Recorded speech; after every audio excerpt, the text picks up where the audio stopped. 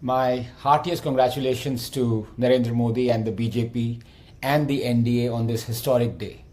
To take oath as the Prime Minister for a third successive term, an occurrence that has transpired after 60 years, quite remarkable. I am confident he will provide a stable, secure government for the next 5 years.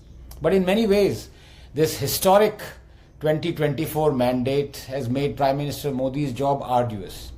How does one formulate a policy, shore up one's resolve, promulgate an ordinance, pass an act that will do justice to the faith of 1 billion people that they have bestowed on a man not once, not twice, but for a third successive time? In one pan lies this faith, this intangible that goes beyond data and delivery. What must be laden on the pan opposite? Can faith be balanced with a little bank reform or a promise of a pothole-free national highway or the cleaning of a tributary or clerical easing in setting up a shop or a business or a ceremonial cutting of bureaucratic red tape? One can balance out demand, sure, but how does one balance out faith? The toilets have been made, all 120 million of them.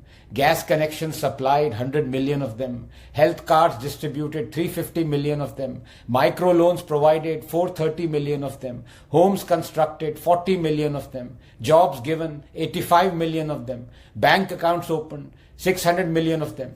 Indians are healthier, wealthier, wiser. They're traveling faster, cheaper. They're living safer, longer, being defended better. Inequality has decreased. Stock market is at its highest ever. What does one do now? A little more of the same? More toilets, more schools, more gas cylinders? Would that balance the faith? Welfarism is a necessity for a developing country, and so it must be. That said, to commit to welfare and then to realize it is not a difficult decision for any government to make.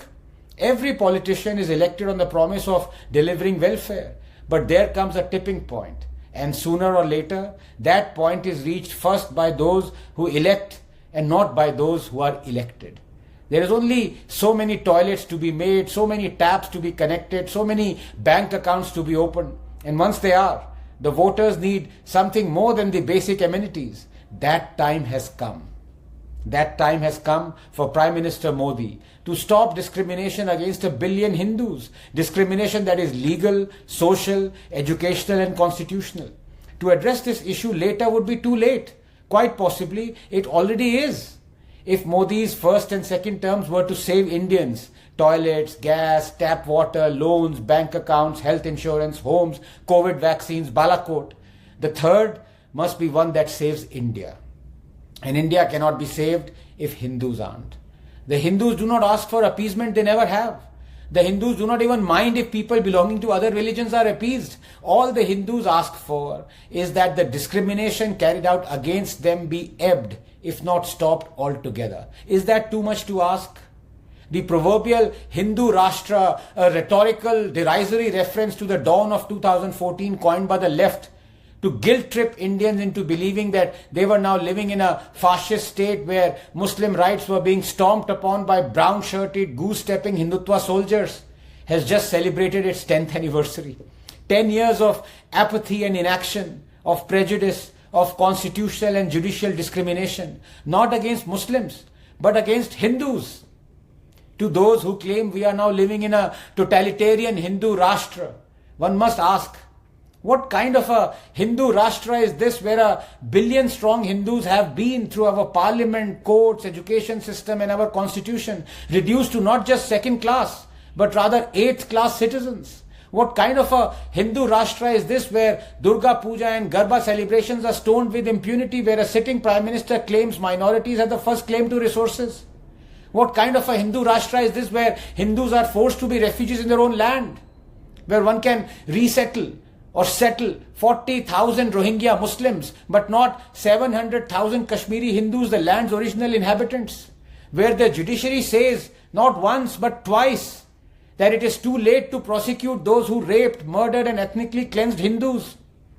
What kind of a Hindu Rashtra is this where Hindu temples are exclusively controlled by the state and Hindus must beg for Waqf land to celebrate their festivals? What kind of a Hindu Rashtra is this where the Right to Education Act discriminates only against Hindus and their schools, forcing thousands of them to shut down?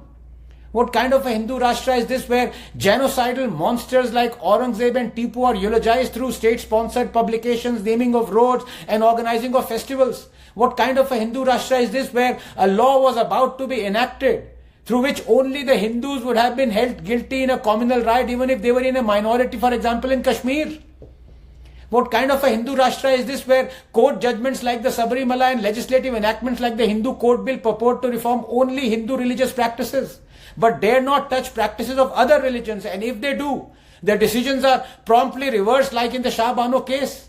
What kind of a Hindu Rashtra is this where the Places of Worship Act continues to deny Hindus their legitimate right to correct historical injustices, where the Waqf Act gives overarching powers to Muslims to declare a 1500-year-old Hindu temple to be on Islamic land when Islam is only 1300 years old? If this is how a Hindu is rewarded in a Hindu Rashtra, honestly, he'd much rather be in a Muslim Rashtra, because then at least there'll be no pretense of equality. A kafir will get what he deserves. Prime Minister Modi, I'm sorry, but all religions are not the same. Sarv Dharma Sambhav is a Kool-Aid we and a billion others have been forced to gulp down for generations. It has guilt-tripped us into a downward spiral of self-loathing. Please understand, for India to survive as a plural, all-accepting land, Hinduism and Hindus must survive. And they will not, as long as we have legislations that discriminate against Hindu temples, Hindu schools, Hindu rights, Hindu refugees and Hindu history. The Waqf Act must be abrogated. So must the Places of Worship Act and the Temple Endowment Act. Right to Education Act must be amended. Kashmiri Hindus must be resettled in the valley. Predictably, there would be millions who would oppose this, for they want discrimination against Hindus to continue. This is the means to an end that their religion demands from them in return for heavenly rewards. They will seed and sprout 1,000 Shaheen Baghs. They will block roads, light up campuses, write column yards here and abroad. Let them. You must stand up to them, Mr. Modi. This term, Narendra Modi, you need to fight for our survival, not yours. You need to choose dharma over coalition dharma. Will you? Can you?